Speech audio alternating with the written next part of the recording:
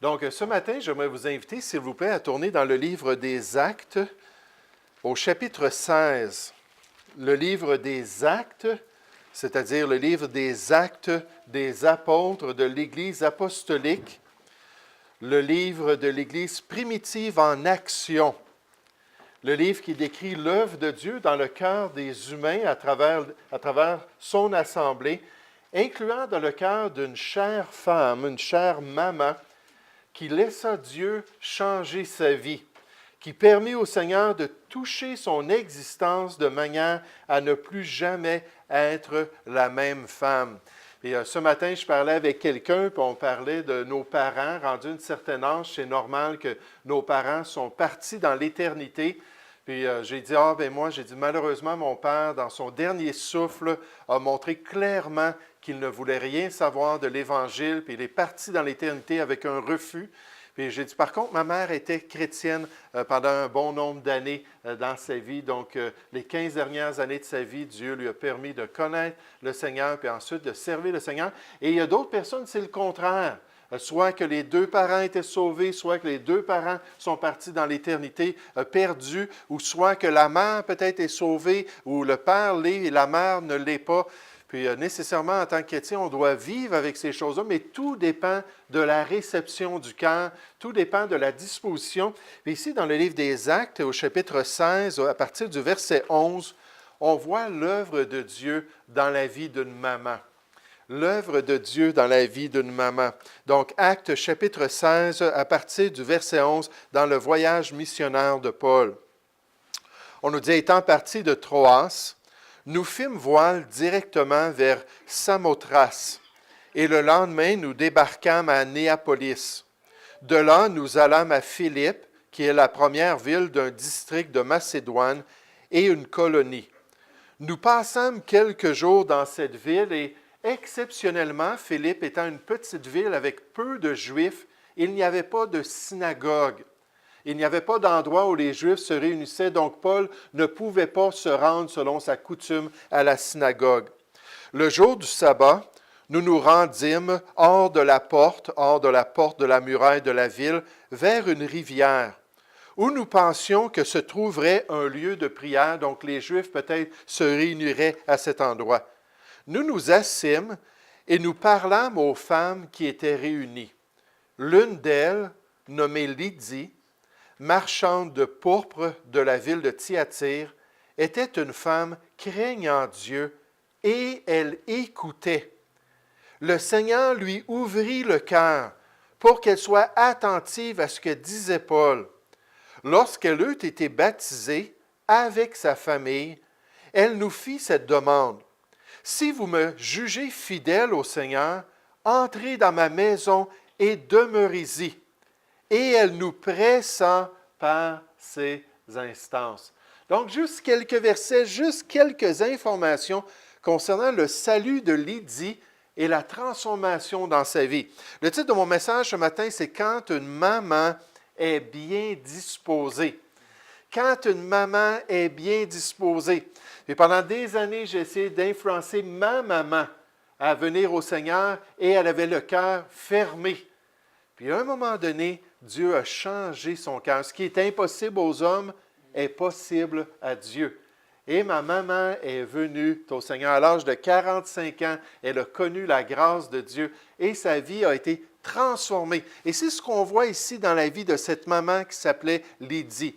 J'aimerais qu'on puisse regarder ce court passage puis juste apprécier l'œuvre de Dieu dans notre vie. Apprécier l'œuvre de Dieu quand on est bien disposé, quand on est ouvert à sa parole et quand on est prêt à être sérieux envers l'Évangile. Mais juste avant, on va prier ensemble. Ô Père Céleste, merci encore pour cette fête des mères. Merci pour notre société qui était prête à reconnaître le rôle d'une mère dans la famille, le rôle stratégique dans le couple et auprès de ses enfants. Et Père Céleste, on te prie pour les mamans, encore une fois, de cette assemblée, que tu leur donnes une belle année, qu'elles puissent aller de l'avant pour toi, Seigneur, qu'elles puissent de plus en plus chercher ta face, qu'elles puissent être comme Lydie, qui craignait Dieu, qui avait un profond respect dans son cœur pour la volonté de Dieu, afin, Seigneur, qu'elle puisse être épanouie dans tes voies et que tu puisses vraiment les encourager pour accomplir ta volonté. Ô Père Céleste, pour nous tous ce matin, on te prie que tu puisses bénir maintenant ce message biblique, que tu puisses nous enseigner, que tu puisses nous permettre de mieux comprendre ton plan. Et surtout, Seigneur, qu'on puisse toujours avoir des cœurs ouverts à l'Évangile et des cœurs ouverts à ta parole. Seigneur, on remet ce temps entre tes mains, au nom du Seigneur Jésus. Amen. Mais quand une maman est bien disposée, maintenant, si une mère est vraiment disposée, ça va être une mère qui va écouter. Ça va être une maman à l'écoute. Une maman qui aura une oreille docile envers le Seigneur. Une maman qui recevra favorablement le message de Dieu. Une maman qui aura un désir sincère de connaître sa volonté pour sa vie et pour celle de sa famille. Et c'est ce qu'on voit ici dans notre passage. On dit au verset 13, « Le jour du sabbat, nous nous rendîmes hors de la porte vers une rivière où nous pensions que se trouverait un lieu de prière. Et puisqu'il n'y avait pas beaucoup de Juifs, puisqu'il n'y avait pas de synagogue, Dieu, dans sa direction, a guidé, c'est Luc qui écrit, il était avec l'apôtre Paul et d'autres ouvriers, il les a guidés à aller près d'une rivière puis à être ouverts à la volonté de Dieu. Et combien de personnes à qui on a pu témoigner près des rivières ici à Drummondville? Alors qu'on s'en va dans les différents parcs, souvent on descend jusqu'aux rivières, puis il y a des gens qui sont en train de, soit ils sont à la pêche, ou ils sont en train de faire un petit pique-nique, puis on va les voir, puis on commence à leur parler de l'Évangile. C'était exactement ce que Paul, Luc et ses associés voulaient faire. Il voulait être disponible, il voulait trouver des personnes qui étaient ouvertes à l'Évangile de Dieu, des personnes qui seraient à l'écoute. Et on nous dit, nous nous assîmes et nous parlâmes aux femmes qui étaient réunies. Donc, nécessairement, c'était peut-être des Juifs, c'était peut-être des païennes. Il y avait des femmes là qui étaient réunies. L'une d'elles, nommée Lydie, marchande de pourpre de la ville de Thyatire. Elle était en voyage d'affaires. Elle ne venait même pas de cette région-là. Puis là, on voit qu'elle est venue à cet endroit-là, puis elle est allée prendre une petite pause. On nous dit, était une femme craignant Dieu et elle écoutait. Le mot « akouo », ça va au-delà d'entendre des paroles. Ça parle d'une personne qui est à l'écoute dans un désir de changer, à l'écoute dans un désir de comprendre, à l'écoute dans un désir d'aller de l'avant. Puis des fois, je me demande si on a des oreilles comme cela. Si on vient à l'Église, si on est disposé, si on est prêt à changer, si on veut que le Seigneur nous transforme, nous sanctifie par sa parole. Jésus a dit dans son discours dans Jean chapitre 8, « Celui qui est de Dieu écoute les paroles de Dieu. » Puis là, en parlant à ces chefs religieux-là, puis au peuple qui était auprès de lui, il dit, « Vous n'écoutez pas parce que vous n'êtes pas de Dieu. » Et ça devrait être une caractéristique d'un enfant de Dieu. Une caractéristique de celui qui a accepté Jésus dans sa vie, qui est prêt à marcher maintenant dans les voies du Seigneur, qu'il vient avec un désir, qu'il vient assoiffé de comprendre la volonté de Dieu. Devant Pilate, Jésus a dit, « Je suis né et je suis venu dans le monde pour rendre témoignage à la vérité. Quiconque est de la vérité, écoute ma voix. Quiconque est de la vérité entend sincèrement mes paroles. » Et la Bible nous dit que Lydie, c'était l'attitude de son cœur. Elle était là, près de l'eau, elle regardait la nature, elle était en train de parler avec d'autres dames de la région. Elle qui était une marchande, qui fallait juste passer par là. Puis elle s'est arrêtée pour parler avec ces gens-là. Tout à coup, ces hommes-là s'approchent d'eux, s'assoient auprès d'eux, puis commencent à partager le message de Dieu. Puis là, oups! Tout de suite, son oreille, en entendant la parole de Dieu, en entendant le message de Jésus-Christ, tout de suite, elle était disposée. Les apôtres ont dit, « Nous, nous sommes de Dieu. Celui qui connaît Dieu nous écoute. Celui qui n'est pas de Dieu ne nous écoute pas. » Est-ce que nous sommes à l'écoute? Est-ce qu'on est prêt à recevoir sincèrement le message de Dieu avec des cœurs ouverts?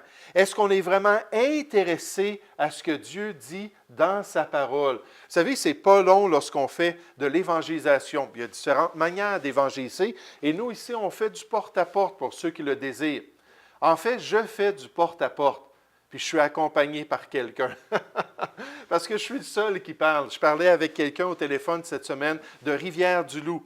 Puis à l'église de Rivière-du-Loup, le pasteur qui était là était doué pour l'évangélisation. Vraiment, je l'appelais un évangéliste. Puis il avait une capacité, puis il a formé les gens qu'il a gagnés en évangélisant porte-à-porte, des jeunes gens du cégep là-bas de Rivière-du-Loup, qu'il a gagnés au Seigneur, qui ont commencé à venir à l'église. Il les a formés pour évangéliser. Puis je parlais à un de ces jeunes hommes-là. Puis j'ai dit, on vient de commencer notre porte-à-porte. Puis ça a été vraiment des bons contacts qu'on a eus. On a parlé avec des gens, c'était intéressant, c'était un bon début de saison. Puis il a dit, ça fait des années que je n'ai pas évangélisé comme ça. Ça fait des années que je n'ai pas été aux portes pour parler aux gens. Il dit, ça me manque tellement. Il dit, qu'est-ce que tu penses si moi puis mon épouse puis mes enfants, on vient en vacances dans votre région, puis que je fasse une couple de jours de porte-à-porte avec toi? Il l'a déjà fait dans le passé. Il m'avait appelé, il dit, écoute frère, il dit, je m'en viens, on va faire du porte-à-porte. Puis ce qui était intéressant, c'est que je n'étais pas le seul à parler. Quand j'étais rendu bouche bée, puis je ne savais plus quoi dire, lui, il embarquait. Puis tous les deux ensemble, on faisait toute une équipe. Puis pendant des années, j'ai prié que Dieu m'envoie un évangéliste. Puis là, il y a Pierre. Malheureusement, on ne fait pas tout à fait les mêmes choses, mais Pierre évangélise amplement. Mais quand on témoigne aux gens comme ça, quand on leur partage notre foi, tout de suite, on voit s'ils ont de l'intérêt. Tout de suite, on voit s'ils sont prêts à ouvrir leurs oreilles, s'ils sont prêts à considérer le message de Dieu. Mais une maman qui est bien disposée, c'est une maman qui est à l'écoute, qui va dire, Seigneur, que veux-tu que je fasse? Qui va dire, Seigneur, je viens à l'église, puis je veux entendre ton message. Je veux vraiment être touché par toi, puis grandir dans tes voies. Mais une maman vraiment disposée, c'est aussi une maman qui est changée. Une maman qui est changée par la parole de Dieu. Une mère qui expérimente une grande transformation de cœur. Une mère qui reçoit le pardon de ses péchés, qui expérimente une nouvelle naissance par la grâce de Dieu. Regardez ce qui s'est produit avec Lydie au verset 13. Le jour du sabbat, nous nous rendîmes hors de la porte vers une rivière où nous pensions que se trouverait un lieu de prière. Nous nous y assîmes et nous parlâmes aux femmes qui étaient réunies. L'une d'elles, nommée Lydie, marchande de pourpre de la ville de Thyatire, était une femme craignant Dieu et elle écoutait. Le Seigneur lui ouvrit le cœur. Rappelons-nous que c'est le Seigneur qui est le maître de la moisson. C'est lui qui donne l'accroissement. C'est lui qui donne la pleine persuasion. C'est lui qui touche les cœurs. Le Seigneur lui ouvrit le cœur pour qu'elle soit attentive à ce que disait Paul lorsqu'elle eut été baptisée avec sa famille. Donc, on s'arrête là, mais évidemment, elle a compris l'Évangile. Évidemment, c'était clair qu'elle a été sauvée, comme Corneille dans Acte 10. Lorsqu'il a reçu le Seigneur, l'apôtre Pierre a dit, comment est-ce qu'on peut refuser de baptiser un tel homme? Puis quand une personne est vraiment réceptive, quand une personne expérimente cette nouvelle vie-là, c'est pas dur à voir. Sa compréhension change, sa passion se développe tout de suite. Son intérêt pour les choses spirituelles devient évident. Jésus a dit, en vérité, je vous le dis, celui qui écoute ma parole de la bonne manière, celui qui a vraiment de l'intérêt et qui croit dans le message de Dieu, le message du salut, croit à celui qui m'a envoyé, a la vie éternelle et ne vient point en jugement, mais il est passé de la mort à la vie. Il était un cadavre spirituel, il est devenu vivant. Il faisait partie de la morgue de ce monde et là, il est rentré dans la gloire de Dieu. Une transformation de vie, un changement. Et la Bible nous dit que si on peut avoir les oreilles ouvertes, si on peut recevoir sincèrement, si on peut écouter comme un disciple, la Bible peut nous transformer. Oh, Jacques nous dit, c'est pourquoi, rejetant toute souillure et tout excès de malice, les choses qui empêchent la parole de travailler dans nos vies, les convoitises de ce monde qui étouffent le message de Dieu, qui empêchent que la semence puisse pousser, rejetant toutes ces choses-là, recevez avec douceur la parole qui a été plantée en vous et qui peut sauver vos âmes. Lorsqu'on sort ensemble, des fois je suis avec Juan, des fois je suis avec Maxime, j'en ai fait avec d'autres personnes de l'Assemblée pour aller parler du Seigneur, je rappelle toujours cette promesse-là que l'Évangile, c'est la puissance de Dieu. Pour le salut de quiconque croit, c'est tout le potentiel de l'œuvre de Dieu dans la vie d'une personne. Quelle transformation est possible? Quel changement radical peut se produire?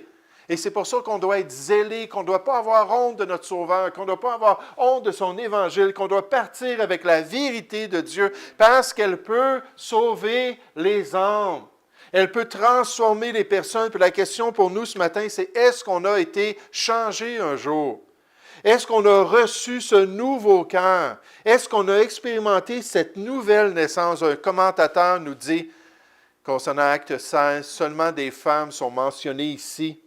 Pourquoi les hommes n'étaient pas là? Pourquoi les Juifs de Philippe n'étaient pas en train de prendre un temps ensemble dans la prière, comme c'était la coutume lorsqu'il n'y avait pas de synagogue? Et elles étaient un mélange de Juives et de païennes, comme Lydie, qui est appelée une adoratrice de Dieu au verset 14. Lydie venait de la ville de Thyatire en Asie mineure et elle était une marchande de pourpre dont sa ville était célèbre. Quand elle arrivait, puis elle montrait sa carte d'affaires, puis c'était marqué Thyatire dessus, puis c'était marqué « Je vends de ces différents tissus-là », les gens disaient « Wow, c'est les meilleurs. C'est les meilleurs dans tout l'Empire. » On n'a pas à se casser la tête. Oui, certainement, on a été intéressés. Donc, elle venait de la bonne place, elle avait le bon métier. Comme plusieurs païens qui craignaient Dieu, Lydie était réceptive à l'Évangile. Dieu travaille en elle et lui ouvre le cœur pour qu'elle soit sauvée, pour qu'elle soit transformée. Et Paul avait déjà reçu cette promesse-là de Jésus. Jésus lui a dit, écoute, je t'ai mis à part pour l'Évangile, je vais t'envoyer prêcher le message, puis je veux que tu saches que des gens vont être transformés. Il y a des gens qui vont être changés. Je t'ai choisi du milieu de ce peuple, le peuple juif, et du milieu des païens. Et Paul était aussi Saul de Tarse, des païens, vers qui je t'envoie, afin que tu leur ouvres les yeux, pour qu'ils passent des ténèbres à la lumière, de la puissance de Satan à Dieu, pour qu'ils reçoivent par la foi en moi, et c'est Jésus-Christ qui parle, qu'ils reçoivent par la foi en moi le pardon des péchés et l'héritage avec les sanctifiés. Oh, ça prend des mamans qui sont à l'écoute, des mamans qui sont vraiment ouvertes au message de Dieu. Ça prend des mamans qui laissent la parole de Dieu les changer. Et comme fruit digne de la repentance et de cette nouvelle vie-là en Jésus-Christ, on voit que ça va devenir des mamans qui vont servir. Des mamans qui vont servir. Des mamans qui vont désirer utiliser leur vie pour leur sauveur et pour ses serviteurs. Des mamans qui sont encouragées et qui vont encourager leurs enfants par leur exemple et leur zèle pour Dieu. Des mamans qui veulent faire partie de la solution dans l'œuvre de Dieu en étant des bénédictions pour les enfants de Dieu. Regardez ce qui s'est produit dans la vie de Lydie, verset 14. L'une d'elles, nommée Lydie, marchande de pourpre de la ville de Thyatire, était une femme craignant Dieu et elle écoutait. Le Seigneur lui ouvrit le cœur pour qu'elle soit attentive à ce que disait Paul. Lorsqu'elle eut été baptisée avec sa famille, donc sa famille aussi a entendu l'Évangile comme dans Acte 10, Corneille, sa famille, même ici dans Acte 16, le joaillier un petit peu plus loin, sa famille aussi entend l'Évangile. Ils ont fait un choix, ils ont été baptisés. Elle nous fit cette demande. Une toute nouvelle chrétienne, une maman qui vient juste de connaître la vérité de l'Évangile. Elle nous fit cette demande. Si vous me jugez fidèle au Seigneur, entrez dans ma maison et demeurez-y. Moi, je suis une femme en moyen. Moi, je suis une femme qui a eu du succès. J'ai même une maison ici lorsque je viens faire mon commerce. Venez donc dans ma maison, puis je vais prendre soin de vous. Et elle nous pressa par ses instances. Quel fruit du salut en Jésus-Christ! Quelle évidence biblique de la conversion du cœur lorsqu'une personne veut servir les chrétiens. Lorsqu'une personne est prête à prendre une position de serviteur dans sa relation avec les autres croyants, elle ne se réunit pas avec eux pour bénéficier d'eux, pour profiter des autres, mais bien au contraire, pour les servir, pour se donner et être une bénédiction. Paul avait dit au jeune Tite, ce jeune pasteur-là, cette parole est certaine et je veux que tu affirmes ces choses afin que ceux qui ont cru en Dieu, ceux qui viennent d'être sauvés ou ceux qui ont accepté le Seigneur dans leur vie, ces gens-là, les chrétiens, qu'ils s'appliquent à pratiquer de bonnes œuvres. Puis cela, voilà ce qui est bon et utile aux hommes. Lorsqu'on a des serviteurs, lorsqu'on laisse le Seigneur développer cet esprit de service dans notre vie, oui, on connaît le Sauveur, mais on comprend le Sauveur. Puis on sait ce que le Sauveur s'attend de nous. On nous dit dans 1 Corinthiens chapitre 16 au verset 15, encore une recommandation en terminant cette épître que je vous adresse, frères. Vous savez que la famille de Stéphanas, en parlant des Corinthiens, en parlant des gens de l'Achaïe, est les prémices de l'Achaïe. C'est les premiers que j'ai amenés au Seigneur. Cette famille-là de Stéphanas, ils ont entendu l'Évangile, son épouse, ses enfants, ils ont cru au Seigneur Jésus. Puis on nous parle de ces gens-là, on nous dit, et cette famille-là, s'est dévouée au service des saints. Elle s'est dévouée à se donner aux enfants de Dieu, à prioriser leur temps pour avoir une part dans le service chrétien, pour pouvoir imiter le Sauveur. Le Sauveur qui est venu, après tout, on nous dit, le Fils de l'homme est venu non pour être servi. Il le méritait pourtant. Il était digne que l'être humain le serve. C'était sa création, c'était ses créatures. Il était le roi des rois et le seigneur des seigneurs. Mais il est venu pour nous donner un exemple. Et la Bible nous dit qu'il est venu non pour être servi, il est venu pour servir et donner sa vie en rançon pour plusieurs. Je pense qu'un des plus beaux exemples se trouve dans l'Évangile de Jean au chapitre 13. Lorsque le Seigneur Jésus a péri un seau d'eau, lorsqu'il a enlevé sa tunique extérieure, puis lorsqu'il a commencé à laver les pieds des apôtres. J'aimerais vous dire, à cette époque-là, c'était le moindre des serviteurs d'une maisonnée. Ça arrivait qu'il y avait des maisonnées, les gens avec quelques serviteurs, puis c'était vraiment celui qui était le moins gradé, qui avait le moins d'expérience, qui n'avait pas du tout aucun droit. C'était lui qui recevait la tâche d'aller auprès des visiteurs, de défaire les lanières de leurs sandales, d'enlever les sandales, puis de laver leurs pieds. Puis là, le Seigneur Jésus a fait cela pour ses apôtres. Puis là, nécessairement, on voit la réaction de Pierre, n'est-ce pas? Voyons donc, lève-toi. Ce n'est pas toi qui devrais faire ça. Tu es notre Maître, tu es notre Seigneur, tu es celui qui est digne. Puis Jésus a dit à Pierre, je fais exactement ce que mon Père désire que je fasse. Puis là, ensuite, il a dit aux apôtres, il dit, si donc je vous ai lavé les pieds, moi, le Seigneur et le Maître, est-ce qu'on écoute ce matin, frères et sœurs? Est-ce qu'on est sincère, là, puis on veut vraiment connaître la volonté de Dieu? Moi, le Seigneur et le Maître, vous devez aussi vous laver les pieds les uns aux autres. Vous devez avoir cette attitude de serviteur, même dans les choses les plus repoussantes. Puis, comme je l'ai déjà dit, pour moi, les pieds, ce n'est pas quelque chose que je trouve très, très intéressant, là. Puis là, ils étaient prêts à faire ça, surtout avec des sandales, avec toute la poussière. Des fois, on pouvait marcher dans de la boue. Puis là, on arrivait, on avait les pieds tout sales. Il dit, si j'ai fait ça, je vous ai lavé même les pieds. Vous devez aussi vous laver les pieds les uns aux autres, car je vous ai donné un exemple afin que vous fassiez comme je vous ai fait. Vous ayez ce même esprit-là de serviteur. Le grand pasteur Charles Spurgeon a dit, « Lydie démontra sa foi par son humilité de parole et par sa générosité dans ses actes. Elle fut probablement une marchande en moyens et elle désirait que ses enseignants bien-aimés qui venaient de lui enseigner l'Évangile puissent de même participer au confort de sa maison. » Ça, c'est une maman qui est remarquable. Une maman qui va écouter sincèrement la parole de Dieu. Elle n'a pas besoin d'entendre 25 messages sur un sujet. Elle va laisser Dieu la transformer. Elle va laisser Dieu la changer par cette parole qui est vivante et cette parole qui est efficace. Puis ensuite, cette maman-là va relever ses manches.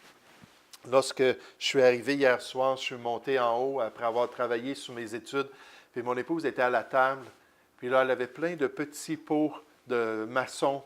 Il y en avait plein sur la table, il y avait de la farine, il y avait toutes sortes de choses.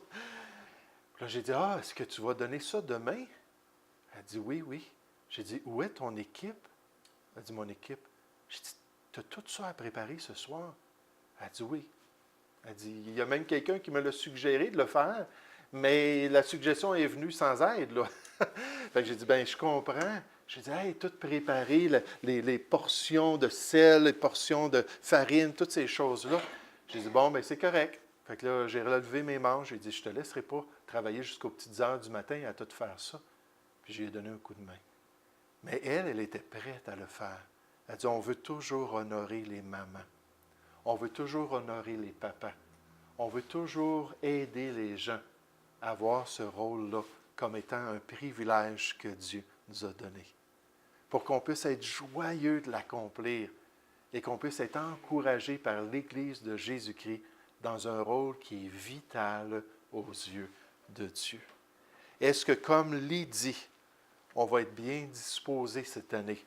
Est-ce que comme Lydie, on va relever nos manches puis on va dire aux serviteurs de Dieu, « Seigneur, aide-moi à être une bénédiction pour tes serviteurs. Puis aide-moi à avoir un esprit de serviteur. » Nous allons prier ensemble. Ô Père Céleste, je veux te louer, je veux te remercier, Seigneur, pour cette possibilité de pouvoir encore voir ton œuvre dans la vie des gens. Seigneur, le livre des Actes, dans le fond, c'est le livre des Actes des apôtres ou de l'Église, mais c'est surtout le livre des Actes du Saint-Esprit. Le Saint-Esprit qui est venu, le Saint-Esprit qui est à l'œuvre, le Saint-Esprit qui cherche à convaincre les hommes. Seigneur, à leur montrer leurs besoins, à leur montrer ce choix qu'ils doivent faire envers l'Évangile. Et Seigneur Dieu, je veux vraiment te louer pour Lydie qui était à l'écoute et qui a été transformée, qui a manifesté ce changement de vie par son baptême et aussi ses enfants et sa famille qui ont été baptisés avec elle.